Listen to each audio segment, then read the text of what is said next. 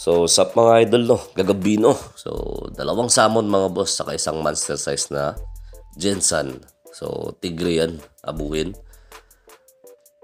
So, try natin to mga idol. So, first plan ko talaga dito, Royal Rumble to mga idol. Pero, sa tingin ko kasi match na match tong itim sa yung monster size ng Gensan, no? So, tara. So, ito. Sneak peek lang mga idol, pasilip ng laban. Nanliit yung salmon mga boss sa haba. Maliit talaga, no? Parang 7 lang yung salmon dito. So, tapusin nyo tong video na to mga idol. Ito yung pinakamatinding laban ng salmon na nakita ko.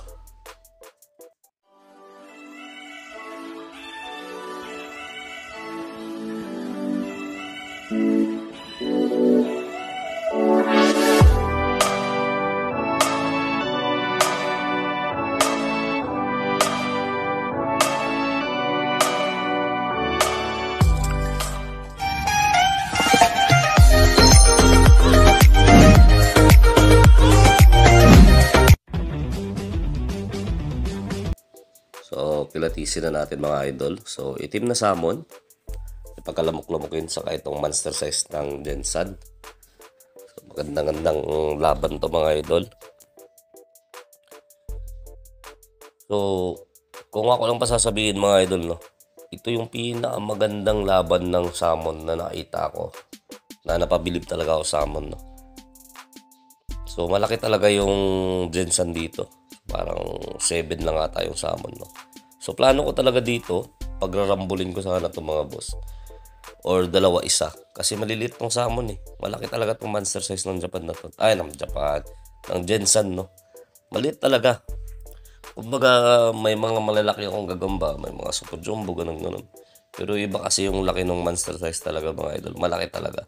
Kumbaga, kaya niyang tumapat kahit sa super salmon, no? So, check nyo na lang mga idol. Papagapangin ko tong monster size ng Gensan. Ayan, no? Maliit talaga yung mga salmon mga boss sa haba. So, tara, bitaw natin to.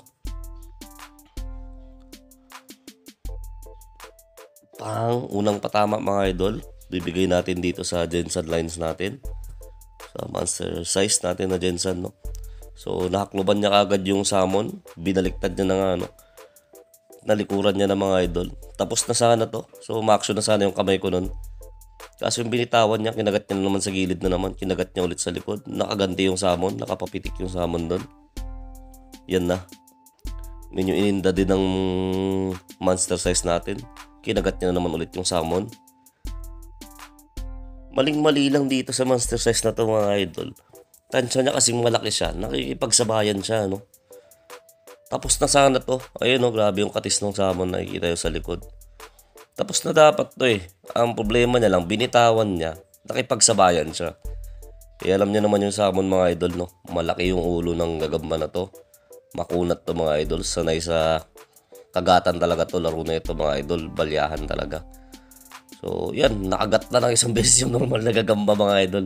Ininda talaga. So, tignan natin mga idol, no? Hindi naman basta-basta bibigay din ng normal na gagamba.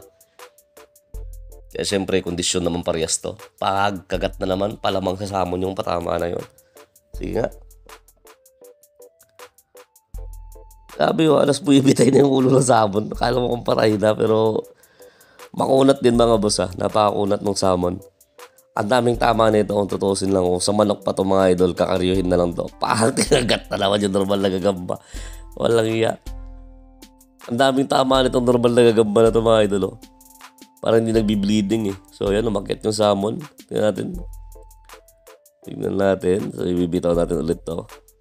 Tingnan ko kung medyo maliksi-liksi pa. Uy, masapot pa yung normal na gagamba. Gusto pa ng second round. So, parang round 2 mga idol. Sige nga. So, ikot natin to. Yung salmon mga idol, naghahanap din, oh. Sige, tingnan natin sino unang kaagat. Kumagat yung normal na gagamba. Yung normal na gagamba kumatak sa salmon. Tinamaan yung salmon dito ha. Tinamaan to. Nakapabawi pa yung salmon mga idol. Yun na nga. Tignan natin. So, parehas naman silang makunat talaga mga idol, no? So, parehas silang nagbigay ng magandang patama. Yung salmon, Gusto pa sa dibdib, no? Yung normal na gagamba, ganun din mga idol, no? Kumbaga sa parehas sila dito. Tama nila, parehas na paa yung gilid mga idol. So check natin sa point of view ko. So nakapatama talaga yung normal na gagamba mga idol. Nakapatama din yung salmon sa kabila. So hindi ko to pwedeng karyuhin. Kikiskisin natin to kasi kumbaga sa hindi madidesisyonan to mga idol. Parehas nakakagat to eh. Ang layo ng diferensya nito sa haba, pero sa kapal lang paa, halos same lang sila. Sa haba, 7 lang talaga itong salmon. So, tiktikin natin ito mga idol. Tignan natin. Yan, tatanggalin ko yung sapot para makita talaga natin. Lalabas kasi kung sinong lamang na nakapatama dito. So, check natin mga idol. Gagalawin natin ng onte para makita kung sinong nakalamang talaga.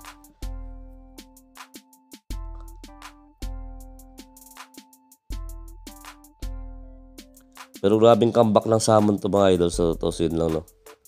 Talagang wasak na siya dito. Op. Nalalagwag na kayo normal na gagamba o babalik pa. Dadayban talaga ng salmon to. Binababa niya, no? Kumbaga sa, sobrang bagal na ng mga gagamba mga boss. Pero gusto pa rin nilang lumaban, no? Lalo pa tong salmon na to. Kuluntoy na mga idol pero gigil na gigil. So, 1 puntos para sa salmon mga boss. Kamali lang talaga tong normal na gagamba. Nakipag-draw and draw pa mga boss. Lamang na siya. Kumbaga sa kakaryuhin na lang yung laban, nakagat niya na sa likod. Gusto pang makipagsabayan. So, ito mga boss, no? Naabot na tayo ng gabi. So, flashlight. Hapon kasi ako nagpalaban ng gagamba, no? So, let's go.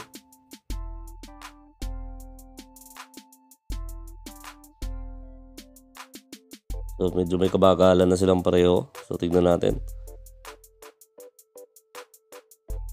Normal na gagamba, nag-aalangan na yung salmon. Kaagat talaga at kaagat, no? Yun na.